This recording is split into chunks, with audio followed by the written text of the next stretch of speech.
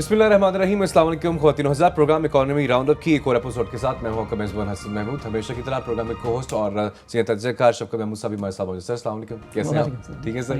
असर प्रोग्राम के शुरू में वही पाकिस्तान के मौशे की कुछ चंद अहम खबरें, और सबसे पहले शुरू करते हैं सर ये डॉलर की कीमत से, स्टॉक एक्सचेंज और गोल्ड की प्राइसेस सबसे पहले। अच्छा, मेरे ज़ाती ख्याल में डॉलर से ज़्यादा आते हैं इसमें पेट्रोल की प्राइस के बारे में। अच्छा, इसमें मैं थोड़ा सा बताता चलूँ कि ओपेक की मीटिंग कभी कह रहे थे होनी है, कभी कहते थे कि नहीं होनी है। तो आखिर में ये डिसाइड कर लिया इन्होंने, ईरान ने और इराक़ और सऊदी अरब में, कि हम अपनी प्रोडक्शंस को कम कर देते हैं। अच्छा, प्रोडक्शन जब कम कर दी तो 1.2 million barrel per day productions कम करनी थी। इसमें ये मैं बताता चलूँ कि मेजर जो हिस्सा है कम करने का वो सऊदी अरब तैयार हुआ और अरब एमिरेट्स तैयार हुई। डिमांड सप्लाई चेन को देखते हुए नहीं, डिमांड की नहीं, बेसिकली प्राइस फॉल हो रही थी। यानी ऑयल की प्राइसेस आपको पता है कि $40 पर बैरल से भी कम चली गई थी। तो क्रैश प्राइसेस को बचाने के लिए इन्होंने कहा कि अगर हम सप्लाई को रोक लेंगे तो डिमांड तो रहती है, तो ऊपर चली जाएगी। अच्छा, फिर इन्होंने ये किया कि ये 1.2 मैंने आपको मिलियन बैरल का कहा है पर डे प्रोडक्शन, जो 4.5 बनती है टोटल जो ऑयल प्रोडक्शन होती है। ये जो दुनिया के बड़े बड़े जी थे गुरु इस चीज़ के, वो भी एक्सपेक्ट इतनी बड़ी नई रिडक्शन देख रहे थे। तो सऊदी अरब और अरब एमिरेट्स यानी इमारात ने मिलकर 50% तो कहा जी हम कम कर देते हैं। इराक़ ने कहा जी हम तो डायरेक्ट तो बेचते ही कोई नहीं है, थर्ड पार्टी के साथ बेचते हैं, तो हम भी कम थोड़े बहुत कर देंगे। ईरान ने कहा जी चूँकि हम पर पहले तो पाबंदियाँ थी, अब पाबंदियाँ हटी है, थोड़ी बहुत हम भी कर लेते हैं। लेकिन जो जनरली एनालिस्ट ये कहते हैं कि ईरान ने फेस सेविंग के लिए मिल गए। ठीक है, तो अब उस वजह से 1.2 मिलियन बैरल पर डे की रिडक्शन से जो प्राइस है वो बहुत ज़्यादा इंक्रीज़ होगी, जो आपको स्लाइड पर नज़र आ रही होगी। ठीक। अच्छा, इस प्राइस बढ़ने का एक मैं ये बताऊं कि ये जो अभी हम बताएंगे कि पाकिस्तान में जो प्राइसेस बढ़ी हैं, ये सौदे पहले के होते हैं। यानी ये जो कॉन्ट्रैक्ट्स होते हैं ये 1-2 महीने पहले एडवांस कर लिए जाते हैं ताकि वहाँ से ऑयल का शिप चलता है। तो ये अभी बाद में इसका इम्पैक्ट आना है, लेकिन इस वक्त भी आपको देखा कि ये अच्छा खासा ऊपर चला गया है।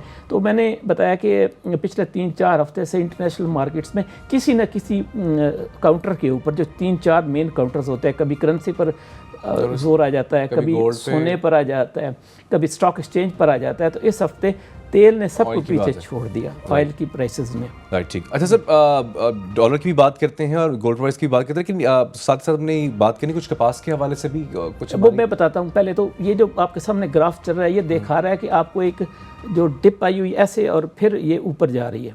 ठीक है, यानी ये जो स्टडी राइज हो रहा है। अब आते हैं स्टॉक एक्सचेंज की तरफ। पाकिस्तान में पिछले हफ्ते जब हमने प्रोग्राम किया था तो तकरीबन 43,000 के करीब हमने हुआ था। तो इस हफ्ते पहले तो कल तक तो ये था 42,800, लेकिन फिर लास्ट सेशन में इस पर बहुत ज़्यादा इंटरेस्ट हुआ, ख़ास करके बैंक्स के अंदर। उस वजह से 500 पॉइंट्स की बेहतरी से ये 43,400 के करीब ये क्लोज़ हुआ। तो ये जो हमें नज़र आ रहा है, ये अगर एक और स्लाइड आपको नज़र आ रही होगी, क्योंकि सारी जो एशियन मार्केट्स हैं उसमें आपको कहीं भी बेहतरी नज़र नहीं आ रही होगी सिवाय पाकिस्तान के। तो ये पाकिस्तान, मैंने बताया ना कि पाकिस्तान एक स्पेकुलेटिव मार्केट है, वॉल्यूम के लिहाज से भी छोटा हो, लेकिन यहाँ पर एक तमाशा लगा रहता है आने जाने का। ठीक। तो इसके बाद तीसरी जो बात आ जाती है वो है, एक तो ये होगी, फिर गोल्ड की प्राइसेस है। गोल्ड की प्राइसेस में थोड़ी सी बेहतरी आनी शुरू हुई है, 1378 रुपये डॉलर पर आउंस हुआ है। लेकिन हमारे सामने आपके साथ ये चल रहा होगा, आपके सामने स्लाइड चल रही होगी कि पाकिस्तान के मुख्तलिफ शहरों में जो 10 ग्राम है, यानी तोला तो की और भी तोले की भी प्राइस नज़र आ रही है, जो 10 ग्राम पर करते हैं और 24 कैरेट गोल्ड पर करते हैं। तो हमने अपने जो व्यूअर्स हैं उनके लिए दिखा दिया कि सारे पाकिस्तान की सारी जो शहरों में मंडियाँ हैं वहाँ पर जो वो 42,000 समथिंग पर ये क्लोज़ हुआ सारे दिन के अंदर।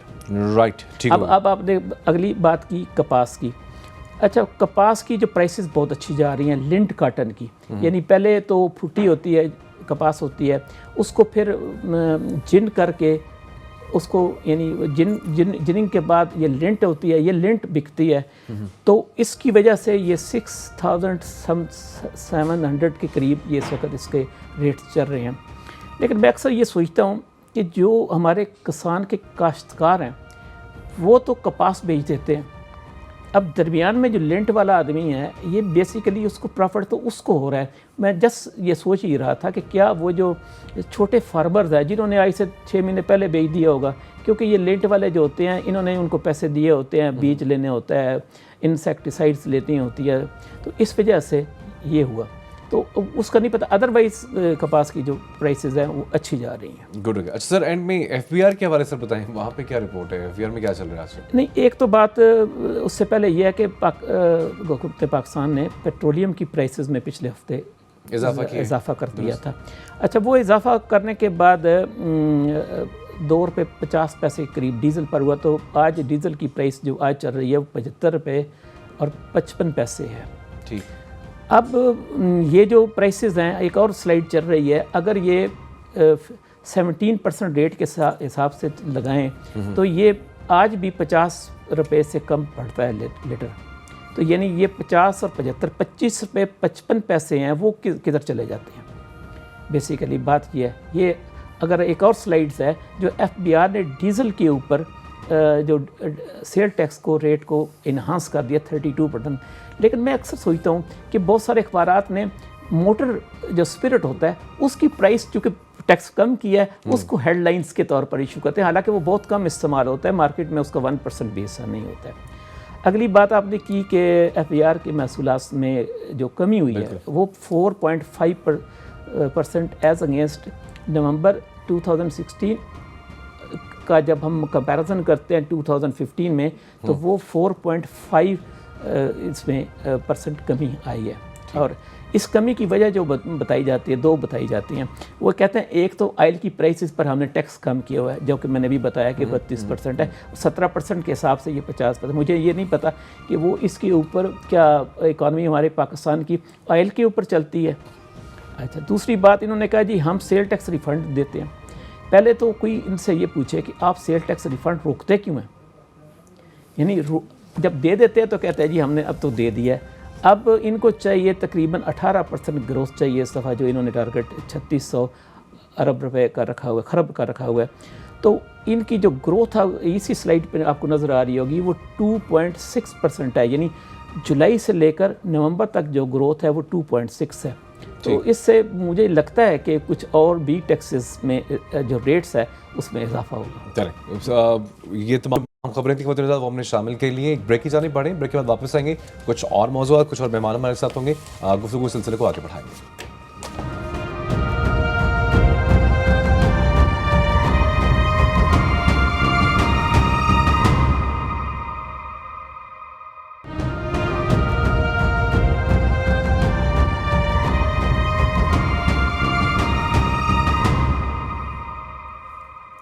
ब्रेक के बाद खुश आमदीद जी। अब हम प्रोग्राम में बढ़ेंगे कुछ दीगर आम खबरों की जानिब। शफकत साहब, आज पूरी दुनिया में जिस तरह के आप सबको मालूम है स्पेशल पर्सनस के लिए आज दिन बनाया जा रहा है।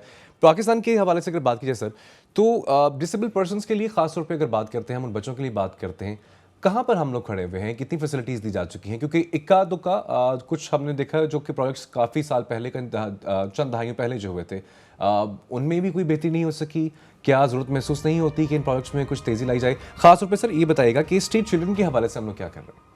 अच्छा, शुक्रिया हसन, आपने एक अच्छा मौजू इसलिए इस लिहाज से चुना है कि आज जैसे आपने बताया कि वर्ल्ड डे मनाया जा रहा है, तो ये चूँकि हमारी गुरबत में वैसे भी बहुत ज़्यादा आपको पता है कि जो हुकूमत के अपने भी स्टेटिस्टिक्स हैं वो बताते हैं कि 30% के करीब 5000 से कम आमदनी है फ़ी कसद। इसके अलावा जो इसके अराउंड भी होंगे वो भी अगेन 20% होते हैं, तो वो 20% मिलाकर ये 50% के करीब बन जाते हैं। हमारी जो अपनी स्टैट है वो भी ये भी बताती है कि हमारे तकरीबन 50% बच्चे स्कूलों में नहीं हैं, यानी आउट ऑफ स्कूल्स हैं।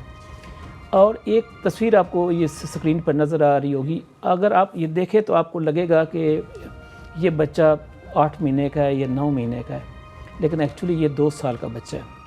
और इसकी वजह ये है कि इनको ग़िज़ाइयत नहीं मिलती, और ना मिलने की वजह से दुनिया में स्टंटिंग की जो बड़े ममालिक हैं यहाँ, यानी स्टंटिंग से मुराद ये होता है कि जिस बच्चे को 2 साल तक ग़िज़ाइयत न मिले तो उसका कद बढ़ना बंद हो जाता है।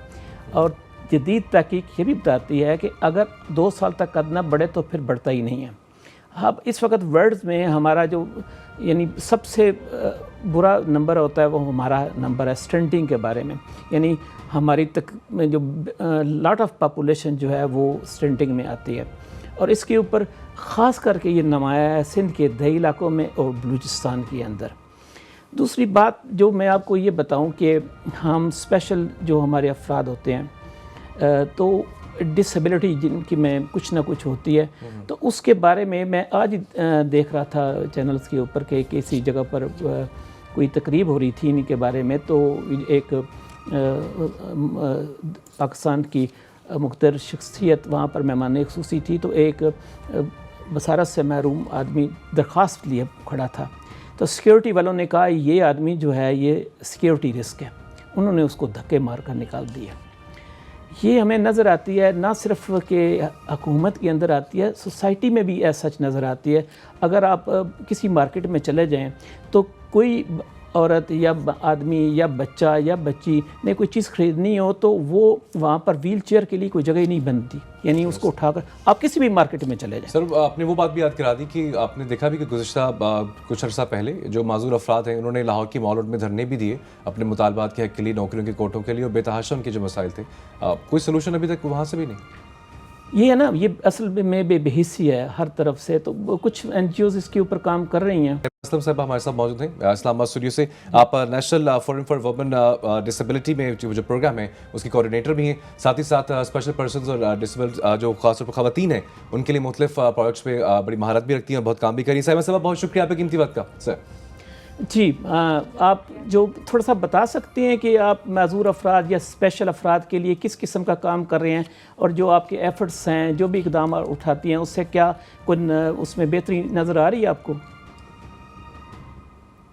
जी अस्सलाम वालेकुम। जी वालेकुम। इसमें मैं आपसे ये कहूँगी कि आपको ये पता है कि हमारी WHO के मुताबिक जो हमारी डिसेबिलिटी पॉपुलेशन जो राउंड आउट की गई है वो 10 to 15% है। लेकिन जब हम इस पे बात करते हैं तो अगर किसी एक घर में एक बच्चा डिसेबल्ड है तो उसके साथ उसका बहन, भाई, फादर और मदर वो सब इंक्लूड हो जाते हैं, वो सब सफ़र कर रहे थे, तो ये आबादी जो है वो 50% हो जाती है। तो इस 50% आबादी को अभी तक उस तरीके से इंक्लूड नहीं किया गया जैसे कि उनका हक़ है। और हम जो लोग हैं जो पर्सन विद डिसेबिलिटीज़ कहलाते हैं, या स्पेशली अगर मैं वुमेन विद डिसेबिलिटीज़ की बात करूं तो उनको अभी तक वो राइट्स नहीं मिले हैं जो उनका हक़ है। एज़ ए वुमेन अगर हम देखें तो बहुत सारी मुश्किलात का सामना करना पड़ता है, लेकिन वही खातून अगर माजूरी के साथ हो तो उसको जो डिस्क्रिमिनेशन है वो मल्टीपल फेस करना पड़ती है। तो हमारे माशरे में एज सच अभी तक काम हो रहा है, बहुत सारी चीज़ें जो हैं वो लाइन अप हो रही हैं, लेकिन जो इंक्लूजन हमें मिलनी चाहिए वो हमें इंक्लूजन नहीं मिल रही। हमारा काम ये है कि हम जो भी ख़वातीन विद डिसेबिलिटीज़ या जितनी भी बच्चियां घरों पे मौजूद हैं जिनको अभी तक एक्सेस नहीं हुई है, उनको ये नहीं पता कि उनकी डिसेबिलिटी क्या है, ना उनके पेरेंट्स को पता है, उनको हम सर्च आउट करते हैं, उनको हम फाइंड करते हैं और उनको अपने सेंटर में लेकर आते हैं और उनको ये बताते हैं कि डिसेबिलिटी के साथ अपनी लाइफ को कैसे मैनेज किया जाए। अच्छा साहिबा आपके बड़ा अच्छा जिक्र किया, लेकिन यहाँ पे मैं चाहूँगा क्योंकि आज दिन भी है, कोई मौका भी है, मुनासिबत भी है, तो हम चाहेंगे कि अवेयरनेस आवाम को मिल सके। सबसे पहले तो ये बड़ा ज़रूरी सवाल है, आप समझती हैं कि सवाल ये पूछा जाता है कि डिसेबिलिटी होती क्या है? क्योंकि हमारे माशरे में आमतौर पे ही समझा जाता है कि अगर कोई भी शख्स खा वो मर्द है या खातून है, अगर वो चलने से महरूम है या सिर्फ वो अगर देख नहीं सकते या बोल नहीं सकते तो उन्हीं को डिसेबल समझा जाता है। लेकिन सबसे पहले ये आप समझती हैं कि आवाम तक ये पहुंचाना भी बड़ा ज़रूरी है, मैसेज देना कि आखिरकार डिसेबिलिटीज़ होती कौन कौन सी, इससे कितनी इकसाम है, और हमारे माशरे में इस बात को बताने के लिए कहाँ कहाँ काविशें हो रही हैं? एक्चुअली जब हम डिसेबिलिटी की बात करते हैं तो उसमें डाइवर्सिटी बहुत ज़्यादा ज़रूरी है। डिसेबिलिटी सिर्फ ये नहीं है कि एक बंदा जो है वो अपने कदमों से चल नहीं सकता। हमारे यहाँ डिसेबिलिटी की बहुत सारी टाइप्स हैं। फिजिकल डिसेबिलिटी है, विजुअली इम्पेयरमेंट है, हेयरिंग इम्पेयरमेंट है, इंटेलेक्चुअल डिसेबिलिटीज़ आ जाती है और इनमें भी बहुत सारी कैटेगरीज आ जाती हैं। बहुत सारी डिसेबिलिटीज़ जो हैं वो लोगों को फेस करनी पड़ती हैं। कुछ डिसेबिलिटीज़ ऐसी होती हैं जो कि बाय बर्थ होती हैं और कुछ डिसेबिलिटीज़ ऐसी होती हैं जो कि आफ्टर बर्थ होती हैं, बाद में होती हैं। एक्सीडेंट्स हो रहे हैं, सुसाइड अटैक्स हो रहे हैं और ये सारी डिज़ास्टर्स हैं। ये सारी चीज़ें जो हैं वो डिसेबिलिटी को बनाने में जो है या डिसेबिलिटी होने में बहुत ज़्यादा अहम किरदार अदा करती हैं। अच्छा, ये समझते हैं एक सेकंड, अगर माफ़ी चाहता हूँ, मैंने आपको इंटरप्ट किया। मैं आपसे ये पूछना चाहता हूँ, एक तो होता है कि चलो बाई बर्थ डिफेक्ट्स है, एक और चीज़ है। एक जो होता है कि माशरे की उसमें जो उसकी वजह से उनको एजुकेशन नहीं मिल सकती या उनको न्यूट्रिशन नहीं मिल सकती, तो उस वजह से जो आती है तो उसका कितनी कंट्रीब्यूशन है जो सोसाइटी की वजह से या गवर्नमेंट की वजह से? जी मैं उसी पे बात कर रही हूँ कि हमारे ख्याल में डिसेबिलिटी इंसान के अंदर नहीं है, डिसेबिलिटी जो है वो बाहर सोसाइटी में है। अगर हम अपनी सोसाइटी से डिसेबिलिटी को गायब कर दें, वैनिश कर दें, ख़त्म कर दें, एक्सेसिबिलिटी हो जाए, तो हम भी उन बाकी जो लोग हैं उनकी तरह इंक्लूड हो जाएंगे। क्योंकि ये जो सोसाइटी है ये 80% या 90% लोगों के लिए बनी हुई है। जो बाकी 10 to 15% हैं उनके लिए ये सोसाइटी नहीं है। यहाँ हमारे पास एजुकेशन सिस्टम ऐसा नहीं है कि जिसमें जो डिसेबल्ड बच्चे हैं वो अपनी एजुकेशन हासिल करने के लिए जा सकें। ना कोई ऐसा जॉब ऐसी जॉब की जगह होती है जहाँ पे वुमेन विद डिसेबिलिटीज़ या पर्सन विद डिसेबिलिटीज़ ईज़िली उनकी एक्सेस हो सके। ना यूनिवर्सिटीज़, कॉलेजेस। हमारे यहाँ ये चीज़ जो है बहुत ज़्यादा फेस करनी पड़ती है लोगों को। सबसे पहले तो अगर वो उन्होंने एक्सेस करनी है, अगर किसी के पेरेंट्स ये सोच भी लेते हैं कि उनका बच्चा जो है विद डिसेबिलिटी वो स्कूल जाए, तो स्कूल तक जाने के लिए उनको ऐसी ट्रांसपोर्ट नहीं है जिसमें वो बैठकर इजीली अपनी व्हीलचेयर के साथ, या अगर वो विजुअली इम्पेयर्ड है या अगर वो सुन बोल नहीं सकता तो वो पहुंच सके, क्योंकि कम्युनिकेशन गैप आ जाता है। आपने तो ये सारी चीज़ें जो हैं वो जी आपने निशानदेही कर दी। मुझे ये बताइएगा कि इसमें चलें हुकूमत की तरफ से लगता है कि इंडिफरेंस है, कोई पॉलिसी नहीं है, उनके लिए कोई जॉब्स नहीं है, जैसे आपने कहा एजुकेशन के लिए ट्रांसपोर्ट सिस्टम नहीं है, व्हीलचेयर के लिए मार्केट। मुझे ये बताइए कि ये जो हमारा प्राइवेट सेक्टर है, जो कि ज़ाहिर है कि किसी भी सोसाइटी में माशियत की तरक्की के लिए प्राइवेट जो होता है शोबा वही नुमाया किरदार अदा करता है, तो प्राइवेट शोबे में भी कोई किसी किस्म की प्रेफरेंस है फॉर दी स्पेशल चिल्ड्रन के हैं या स्पेशल अफराद के हैं? प्राइवेट शोबे में भी जो है वो कोई एक्सेस इतनी ख़ास नहीं है। मतलब हमारी बिल्डिंग्स एक्सेसिबल नहीं है। हमें वहाँ तक पहुँचने के लिए जो है वो, अगर हम व्हीलचेयर पर हैं तो हमारे सामने अगर हम जाते हैं तो हमारी सीढ़ियाँ अगर हमारा सामना करती हैं तो हमारी ज़िंदगी जो है वहीं पर स्टक हो जाती है। हम उसमें एक्सेस हमारी नहीं हो सकती। अगर हम विलिंग भी हैं जॉब करने के लिए और हम एजुकेटेड भी हैं तो हम उस तक हमारी रसाई नहीं हो सकती। तो इस सोसाइटी को एक्सेसिबल जो है वो बनाना चाहिए। यहाँ पे हमारे पास कानून हैं, मैं ये नहीं कह रही कि कानून नहीं है, पॉलिसीज़ बनी हुई हैं, लेकिन उन पॉलिसीज़ पे इम्प्लीमेंट नहीं हो रहा। जॉब कोटे की जहाँ तक आप बात करते हैं कि जॉब कोटा है, लेकिन हम उस चीज़ को ज़्यादा इन्फ्लुएंस नहीं करते कि कोटे की बिना पर जो है वो जॉब मिले। क्योंकि एक शख्स जो है अगर उसके पास बेहतरीन एजुकेशन है और वो उस लेवल पर आ सकता है जो कि एक नॉन डिसेबल के लिए जॉब है, तो वो उसको उस लेवल पे लाया नहीं जाता। अगर तर्स खाकर उसको जॉब दी भी जाती है तो उसकी सैलरी उस मुताबिकत से नहीं होती जो कि एक नॉन डिसेबल की होती है। आपने एक बड़ी अच्छी इन सारी चीज़ों को हमारे माइंड सेट चेंज करने की बात है। एक सेकंड के लिए आपने एक बड़ी अच्छी बात की है। आपने ये कहा कि हमें चैरिटी में कोई चीज़ नहीं चाहिए, हमें एज ए राइट चाहिए। ये एक बेसिक बात है कि जो डिसेबल्ड हैं वो बेसिकली स्पेशल प्रिविलेज लोगों को कहा जाता है, तो उनका एज ए राइट होना चाहिए कि उनके लिए एजुकेशन में भी जगह हो। अगर बाहर इंटरनेशनल एयरलाइन में सफ़र करें तो आपको पता है कि जो फ्रंट लाइन में होती है वो बेसिकली स्पेशल लोगों के लिए उन्होंने वो चेयर्स रखी होती हैं, यानी वो सीट रखी होती हैं, या तो वो VIP अफराद के लिए वो चेयर्स बनती हैं। आपको इंटरनेशनल एयर फ्लाइट में बाहर जाए तो आपको ये नजर आएगा कि वो स्पेशल ट्रीटमेंट देते हैं। एक में मुख्तसर से ब्रेक की जाए, हमें पढ़ना है। ब्रेक के बाद हम वापस आएंगे, कुछ मज़ीद बातें भी करेंगे। ख़वातीन और हज़रात, स्टे विद अस।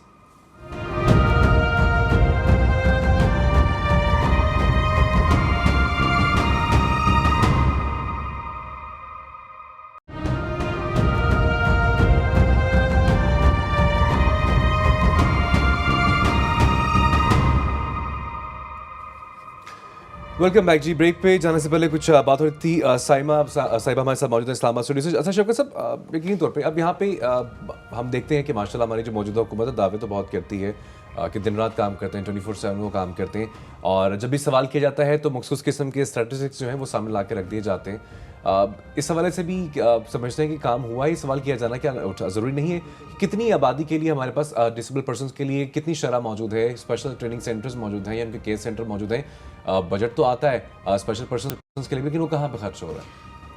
बात यह ना कि जो बजट का तादाद है वो समझने के लिए कि ज़रूरी है कि आपने उन शोबों पर कितनी एलोकेट किया है जो कि डायरेक्टली या तो बेहतर करते हैं अफराद की सेहत को, एजुकेशंस को, या ख़राब करते हैं।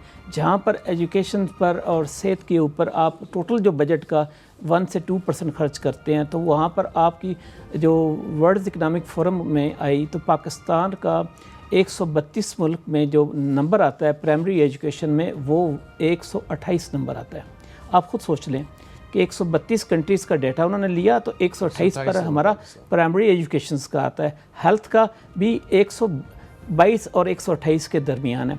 मैं कुछ और भी आपके साथ फिगर्स शेयर करता चलूँ कि हमारी दही इलाकों जो आबादी है उसमें 6% पॉपुलेशन के जो बच्चे होते हैं वो स्टंटिंग के शिकार होते हैं। स्टंटिंग से मुराद है कि उनका जो कद है वो बढ़ना बंद हो जाता है। इसके बाद कोई 43 या 44% जो बच्चे हैं जो सिंध के अंदर हैं वो अंडरवेट हैं, और हमारे यहाँ 75% बच्चे जो हैं वो एनीमिक हैं, यानी खून में जिनकी जिस्म में खून की कमी होती है उसका शिकार है। कल ही मैं आर्टिकल पढ़ रहा था, एक बहुत ही बड़े मोतबर अखबार है पाकिस्तान का, वो एक ट्रिप पर जा रहे थे, वो गए तो उन्होंने एक बड़ा खुशी हुई कि भाई हम एक जो गवर्नमेंट का स्कूल है वहाँ गए तो देखा कि 2 कमरों का स्कूल है और उसके अंदर 300 से 400 बच्चे बैठे हुए हैं। वो सोच रहा था कि आई तो चलो ये मौसम अच्छा है, अगर ये मौसम अच्छा ना हो तो ये बच्चे कहाँ बैठेंगे। और उसका एक और मुशाहिदा भी था कि वो कहता कि मुझे उन बच्चों में से एक बच्चा भी ओवरवेट नज़र नहीं आया, यानी आपको नज़र आया कि ग़िज़ाइयत की शदीद कमी है। ये वो चीज़ें हैं कि जिस पर हम खुद जो गवर्नमेंट है, हमारे जो अदारे हैं वो कंट्रीब्यूट कर सकते हैं, हमारी प्राइवेट जो एंटरप्रेन्योर्स हैं वो कंट्रीब्यूट कर सकते हैं। यानी एक बेरुखी सी नज़र आती है हमें माशरे के अंदर। हम साइमा साहब से पूछते हैं, ये जो आपको जी हमने जो फिगर शेयर किया अभी कि दही इलाकों में स्टंटिंग तकरीबन 46% है बच्चों में, और शहरों के अंदर उसकी तादाद 36% है, और 73% जो बच्चे हैं सिंध के अंदर वो एनीमिक है, यानी उनमें खून में जिस्म में खून की कमी है। कभी इस तरफ भी आपने तवज्जो दी है? एक्चुअली जो हमारा मेन फोकस है वो पर्सन विद डिसेबिलिटीज़, लेकिन ये जो जिनका कद नहीं बढ़ता है वो भी डिसेबिलिटीज़ में ही आते हैं। और बाकी क्योंकि डिसेबिलिटी की अगर हम डेफिनेशन देखें तो डिसेबिलिटी और पेशेंट में जो है वो फ़र्क होता है।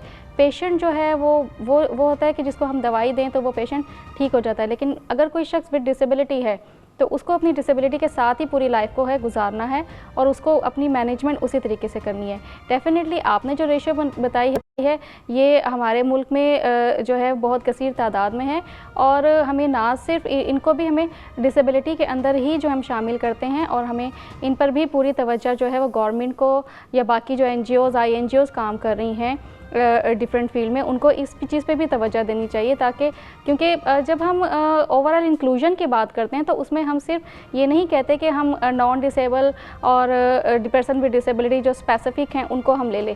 इंक्लूजन में सब लोग आ जाते हैं, और उसमें डिफरेंट जो डिसेबिलिटी के साथ बच्चे हैं या बड़े हैं या डिफरेंट जिनको कोई डिजीज़ हैं वो जो नहीं ठीक हो सकती वो भी बीच में शामिल हो जाते हैं।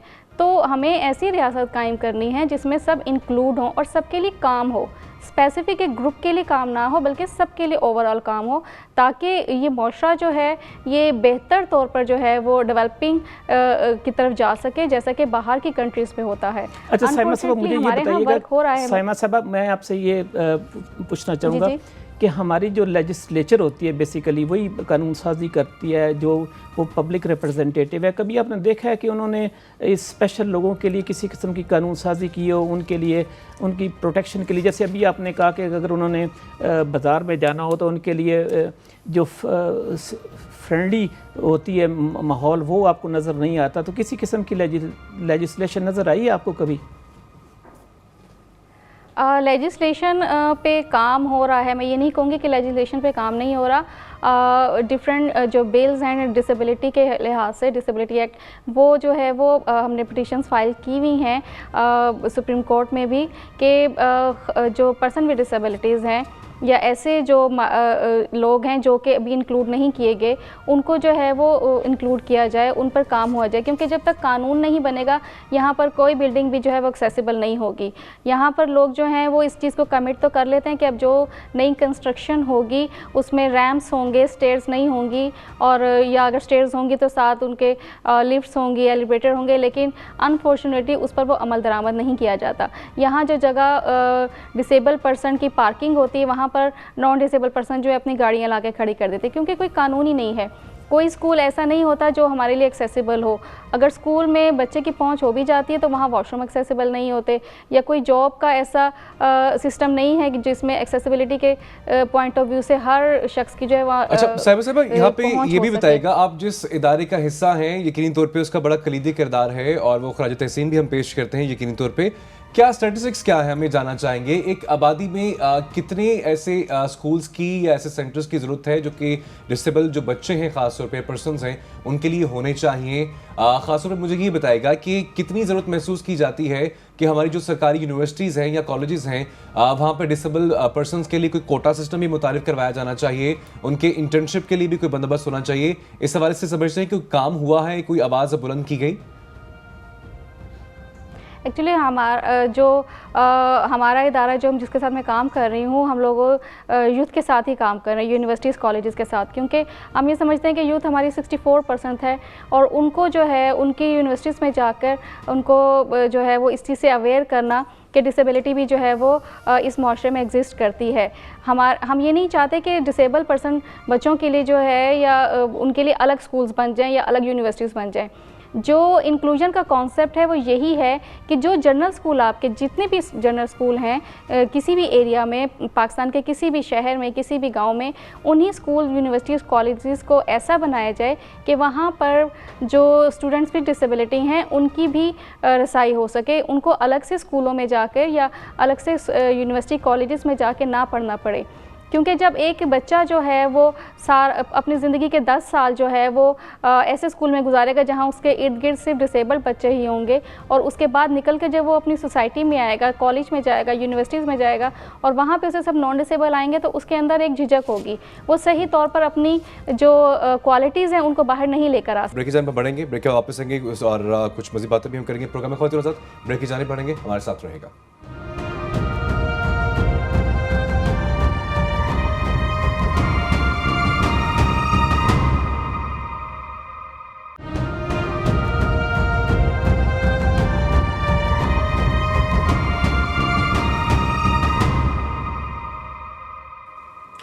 वेलकम बैक ख़वातीन हज़रात, प्रोग्राम में आगे बढ़ते हैं। शौकत साहब, ये सिक्योरिटी स्टॉक एक्सचेंज में तरमीम की गई है, ये क्या है, मकसद क्या है, करने क्या चाह रहे हैं? हसन साहब मत ले रहे हैं, वैसे आप भी मेरे ख्याल बड़ी गहरी निगाह से देखते रहते हैं, जो भी आइन में या आर्डिनेंस में चेंजेस आती रहती हैं, तो उसी पर ये आपने मुझसे सवाल किया। ये बेसिकली सिक्योरिटी एक्सचेंज कमीशंस में बड़ी दूर दिनों से बात हो रही थी कि इसमें पावरफुल इसको होना चाहिए, क्योंकि जब ये पनामा लीक आया तो ये बताया गया कि ये शायद उनको इन्वेस्टिगेट नहीं कर सकते, ये पुराना है, तो इन्होंने इसको ताकतवर बनाने के लिए एक आर्डिनेंस लेकर आए। बेसिक बात यह है कि जब असम्बली का सेशन हो रहा था तो आर्डिनेंस लाने की ज़रूरत क्या थी। ये आपको पता है कि शेख अज़म सईद ने एक बड़ी सुप्रीम कोर्ट में एक बड़ी एपोक पिकिंग जजमेंट दी थी, जिसमें उन्होंने आर्डिनेंस के बारे में वादा किए थे कवानीन के किस तरीके से ये आर्डिनेंस आएगा। अब ये आर्डिनेंस के ज़रिए से इनको बना दिया गया, लेकिन एक खदशा ये ज़ाहिर किया जाता है कि शायद इससे जो पब्लिक ऑर्गेनाइजेशंस हैं जो बड़ी बड़ी होती हैं, जैसे नेपरा है, ये इसके जो सीईओज़ होते हैं, इनको अब इख्तियार करने का जो इख्तियार इसके अंदर दिया गया है। जैसे कहा जाता है कि डेवल लाइज इन डिटेल, अगर हम डिटेल में पढ़ें तो वो इख्तियार अब मिनिस्टर्स के पास आ गया है। अब उनका दिल करे तो उनको रखें या ना रखें, तो ये एक अलग बात है। खलीक यानी साहब, आप ये मुझे बताइएगा कि ये जो इख्तियार अब वज़रा के पास आ गया सीईओज़ को अपॉइंट करने का, इसके बारे में आप क्या कहते हैं? देखें, ये जो लॉ है जो ऑर्डिनेंस ने इंट्रोड्यूस किया, ये तो बड़ा वाइड रेंजिंग किस्म का है। जी जी। लेकिन जो आप स्पेसिफिक बात कर रहे हैं सीईओज़ को रिमूव करने की बात, तो माजी में यानी पिछले 3-4 साल में हमने देखा कि दो बड़े वाक़यात हुए जो प्रोमिनेंटली अखबारों की ज़िनत बने और मीडिया में आए। आपको याद होगा कि पिछले साल सर्दियों में एक कंट्री वाइड पावर ब्रेकडाउन हुआ, बल्कि 2-3 हुए, तो और उसके सब्सिक्वेंटली उसके जो एनटीडीसी के जो एमडी थे उनको रिमूव किया गया, गवर्नमेंट ने रिमूव किया। तीसरे दिन वो कोर्ट में गए और मेरा ख्याल 5वें या 6ठे दिन कोर्ट ने उनको रिलीफ दिया। उन्होंने कहा जी कि फेडरल गवर्नमेंट का कोई काम नहीं है किसी सीईओ को रिमूव करने का, ये जो उसके बोर्ड ऑफ डायरेक्टर्स हैं उनका इख्तियार है। और वो बोर्ड ऑफ डायरेक्टर्स का इख्तियार भी 3/4 जो मेंबर्स हैं बोर्ड के, वो उसको रिमूव कर सकते हैं अगर वो उसके खिलाफ वोट करें। तो उन्होंने ये भी होल्ड किया हाई कोर्ट ने कि आपके पास प्रोसीजर बनाने का इख्तियार है कि आप उनको कैसे अपॉइंट करें, और अपॉइंटिंग अथॉरिटी आप है फाइनली, यानी नोटिफाई हुकूमत करती है उसको थ्रू अ प्रोसेस। लेकिन वंस ही इज अपॉइंटेड, उसका जो प्रोटेक्शन है, टेन्योर की भी प्रोटेक्शन है और उसको रिमूव करने का एक प्रॉपर प्रोसीजर दिया गया हुआ है। तो एक तो ये वाकया हुआ। दूसरा, आपको याद होगा पिछले साल जब एलएनजी इंपोर्ट के ऊपर काफी कंट्रोवर्सी चल रही थी, लोकल लेवल के ऊपर भी, इंपोर्ट्स के ऊपर भी, प्राइसेस के ऊपर भी, और जो उन सारी जो एग्रीमेंट्स थे, बैक टू बैक एग्रीमेंट काफी सारे थे, तो उस पर सुई नादरन के जो एमडी थे उन्होंने उसको रेजिस्ट किया। शायद उनका ये ख्याल था कि वो जो एग्रीमेंट्स हैं वो सुई नादरन के हक में नहीं है, तो उन्होंने बोर्ड ऑफ डायरेक्टर्स के साथ डिस्कस करके उन्होंने इसको रेजिस्ट किया और उन्होंने कहा कि जी वो साइन नहीं करेंगे अनलेस वो जो लाइबिलिटी है वो इक्वली शेयर होती है सप्लायर, फाइनेंशियर और एंड कंज्यूमर के दरमियान, यानी सारे जो स्टेक होल्डर्स हैं वो इक्वली शेयर करें इस रिस्पॉन्सिबिलिटी को, तो वो साइन करेंगे। तो इस पे आपको याद होगा आरिफ अमीन साहब को फेडरल गवर्नमेंट ने रिमूव किया था, नोटिफिकेशन कर दिया कि जी ही इज नो मोर। नहीं, मुझे ये बताइए, ये बात आपने दुरुस्त किया है कि ये एक तो मेरा ये क्वेश्चन है कि जैसे अजमत सईद साहब ने, जस्टिस अजमत सईद साहब ने एक जजमेंट दी थी, उन्होंने ऑर्डिनेंस के बारे में भी कुछ क़वानीन वज़ा किए थे कि किस तरीके से ऑर्डिनेंस इशू किया जा सकता है। दूसरी बात यह है कि अगर अब जो इख्तियार वज़रा के पास आ गया तो जो सीईओज़ होंगे वो किस तरीके से आम आदमी का इंटरेस्ट प्रोटेक्ट करेंगे, जबकि उनका अपना जो पोजीशन है वो भी it is at the sweet disposal of the minister. देखें, जो कंपनी है उनके एमडीज का वो तो कमर्शियल, मतलब जो कंज्यूमर है उनके इंटरेस्ट तो वो कम ही प्रोटेक्ट करते हैं, वो कंपनी का और जो उनके अपने शेयर होल्डर्स हैं उनके इंटरेस्ट को प्रोटेक्ट करते हैं। लेकिन उसके बावजूद उसको रिमूव करने का जो तरीका है वो हुकूमत के पास नहीं है। नाउ पहले ये था कि उसमें एग्रीमेंट, वो जो उनके गवर्नेंस रूल्स हैं या जो कंपनीज ऑर्डिनेंस 84 है, उसके तहत उसको ये इख्तियार था कि वो इंडिपेंडेंटली अपनी कंपनी की जो कमर्शियल इंटरेस्ट है उसके बेसिस पे अपना डिसीजन ले। लेकिन अब वो वल्नरेबल हो गया, फेडरल गवर्नमेंट को की जो लाइन है उसको टो करने के लिए, उसको जो वर्बल ऑर्डर्स मिलेंगे उसको वो फॉलो करेगा, जो रिटर्न मिलेंगे उसको फॉलो करेगा, अगर नहीं करेगा तो उसको खतरा होगा कि मैं तो गया। अच्छा, आपने ये कहने से बड़ा अच्छा पॉइंट उठाया कि ये जो कंपनीज़ हैं ये भी इंटरेस्ट वॉच करती है अपने शेयर होल्डर्स का, कंज्यूमर की तो प्रोटेक्शन वो भी नहीं करते हैं। तो क्या तरीक़ाकार होना चाहिए कि जिस तरीके से कि पब्लिक जो गवर्नमेंट होती है वो पब्लिक वेलफेयर ओरिएंटेड स्टेट होती है, तो उसमें किस किस्म की चेंजेस होनी चाहिए थी? वैसे जिस तरफ आप इशारा कर रहे हैं वो तो वो वाली कहानी है कि जी स्टेट जो है वो माँ होती है और माँ अपने बच्चों का ख्याल रखती है और जो बड़े हैं उनका सारों का ख्याल रखती है। उसके लिए उसकी जो थोड़ा सा जो हमें थोड़ा बहुत लॉ की अंडरस्टैंडिंग है उसके तहत जो रेगुलेटर्स हैं उनको इसलिए कायम किया गया था कि वो बैलेंस क्रिएट करें बिटवीन 3 मेजर स्टेक होल्डर्स, यानी गवर्नमेंट, कंपनी और या इन्वेस्टर और जो एंड कंज्यूमर है, उन तीनों के दरमियान। तो जो रेगुलेटर्स हैं उनका जो सिचुएशन आपने शायद नोट की होगी कि उनको भी हुकूमत अक्सर यही चाहती है कि जी वो उनकी जो इंस्ट्रक्शंस हैं उनको फॉलो करें, जो उसका जो एक प्रोसीजर है उसको फॉलो करने की जरूरत नहीं है। और यही वजह है कि आप देखते हैं कि पिछले 2 साल में जो नेपरा ने टैरिफ रिड्यूस करने की कोशिश की है, बल्कि उसने डिटर्मिनेशन आउट की हैं, उसको गवर्नमेंट ने इम्प्लीमेंट नहीं किया और उसके खिलाफ वो कोर्ट्स में टेप है। यानी ये बड़ी अजीब व गरीब बात है कि हुकूमत अपने ही किसी अदारे के खिलाफ या उसके फैसले के खिलाफ कोर्ट में चली जाए। तो अगर ये वाली सूरत हाल होगी तो फिर वो माँ वाला जो रोल है वो स्टेट का एज सच नजर नहीं आता। अच्छा, मुझे ये बताइए कि कुछ लोग चले गए, ये पता है कि 18वीं तरमीम के बाद ये जो हायर एजुकेशन कमीशन था ये सूबों ने बनाना था, लेकिन सवाए पंजाब और सिंध के बाकी 2 सूबों ने वो कमीशन नहीं बनाया। तो गवर्नमेंट ने, पंजाब गवर्नमेंट ने इसमें जो एक्टिंग चार्ज बेसिस पर 4 यूनिवर्सिटीज़ के वाइस चांसलर को उन्होंने तैनात किया हुआ है। तो पंजाब हाई कोर्ट ने कहा कि एक्टिंग चार्ज का तो कंसेप्ट ही कानून में एग्जिस्ट नहीं करता है, और उन्होंने कहा कि जी आप इसको मुस्तकिल बुनियादों पर और मेरिट की बुनियाद पर लगाएं। वो चारों यूनिवर्सिटीज़ के जो वाइस चांसलर को एक्टिंग चार्ज के ऊपर वो फैसला उन्होंने सेट असाइड कर दिया। आप इसके बारे में क्या कहते हैं? देखिए, मैंने वो जो डिटेल जजमेंट है वो तो मैंने नहीं पढ़ी, लेकिन उसकी जो बैकग्राउंड या जो थोड़ी बहुत अंडरस्टैंडिंग मुझे समझ आती है कि इस गवर्नमेंट में जो हम जनरली देखते हैं कि कंपनीज में और यूनिवर्सिटीज़ में या जो भी इदारे हैं उसमें लोगों को एडॉक बेसिस पे रखा जाता है। मकसद ये होता है कि जब आप किसी को एडिशनल चार्ज देते हैं तो वो आपकी तरफ देखेगा कि जी अगर मैंने फैसला आपकी मर्जी के मुताबिक ना किया तो मेरी प्रमोशन नहीं होगी, अगर आपने मैंने आपकी बात ना मानी तो फिर मुझे ये पोस्ट जो वो परमानेंटली नहीं मिलेगी। तो वो आपने अक्सर पोस्टों पे देखा होगा कि छोटे ग्रेड का आदमी हायर ग्रेड के अगेंस्ट काम कर रहा है, तो एक तो वो उसकी वो जो डिसीजन मेकिंग है वो वीक रहती है, और साथ ही वो फिर वल्नरेबल रहता है हुकूमत की इंस्ट्रक्शंस की तरफ। अच्छा, ये जो एक्टिंग चार्ज के ऊपर, या जैसे आपने कहा कि 20 ग्रेड का अफसर 22 ग्रेड की पर काम कर रहा है, अभी आज एक और रिपोर्ट शाया हुई है, डॉन में ही वो शाया हुई है कि बेतहाशा किस्म की वैकेंसीज़ पड़ी हुई हैं पंजाब गवर्नमेंट के पास, जहाँ पर 21 ग्रेड की वैकेंसीज़ हैं, 20 ग्रेड्स की हैं, और 19 ग्रेड के ये चूँकि जो प्रोविंशियल गवर्नमेंट्स होते हैं वो अक्सर जाकर 19 और 20 में रिटायर जो हो जाते थे।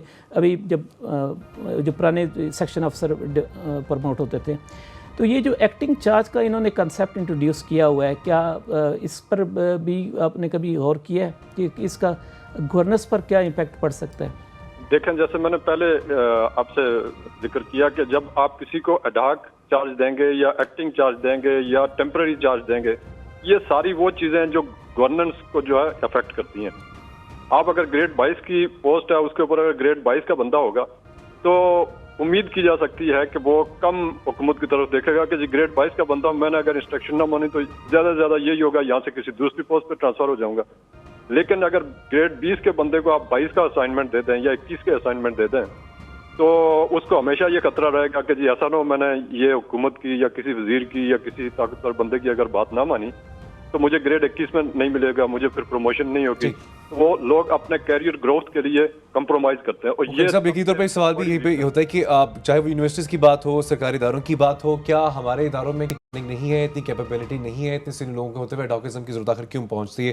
खलील कैनी साहब, आप हमारे साथ मौजूद थे, आप मारूफ सहाफ़ी हैं, बहुत शुक्रिया सर आपकी कीमती वक्त का। शफी साहब, कंक्लूजन की तरफ जा रहे हैं प्रोग्राम, हम अपना जो है क्लोजिंग की तरफ बढ़ें, रैप अप में क्या कहेंगे? जी, मैं सिर्फ ये कहता हूँ कि डिसेबिलिटी क्या होती है। डिसेबिलिटी ये होती है हसन साहब कि वो आदमी डिसेबिलिटी सफ़र करता है कि जिसको डिसेबल लोग नज़र नहीं आते, यानी जो बंदे बिल्कुल ठीक ठाक हैं और उनके सामने डिसेबल्ड लोग हैं और वो उनको नज़र नहीं आते, डिसेबिलिटी उनको कहा जाता है। कहना भी उन्हीं को चाहिए कि असल में बीमार वो बंदा है जिसको बीमारी नज़र नहीं आती। दुरुस्त, शफी साहब, खूबसूरत बात। इसी के साथ ख़वातीन हज़रात प्रोग्राम अपनी आखिरी मरहल की तरफ बढ़ता है, और यकीनी तौर पे आपका हमारे जो आज के प्रोग्राम में तमाम जो टॉपिक्स हमने कवर किए, उम्मीद करते हैं कुछ सोल्यूशन और कुछ जो चीज़ें हैं वो ज़रूर निकली होंगी। अपने फीडबैक से मैं ज़रूर आगाह कीजिएगा। अगले हफ्ते दोबारा मुलाकात होगी चंद नए टॉपिक के साथ। अपने मेज़बान हसन महमूद को इजाज़त दीजिए। अल्लाह हाफ़िज़।